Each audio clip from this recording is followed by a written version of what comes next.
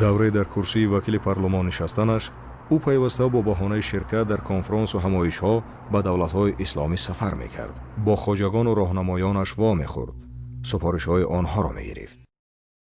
طبق تحلیل مواد رسانه ها، کبیری تنها در سال 2013 34 مرتبه به خارج سفر نموده 139 روز بیرون از جمهوری قرار داشت.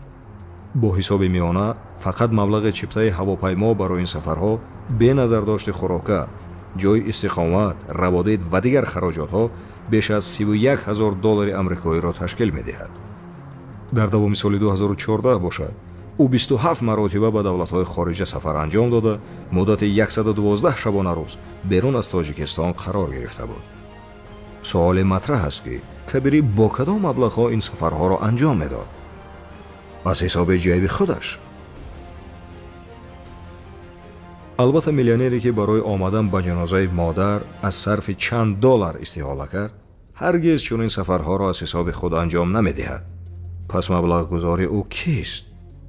حتما خدمات مخصوص کشوری به مردم تاجیکستان معلوم در عوضش کبیری کاری را میکرد که برایش مشکلی نداشت.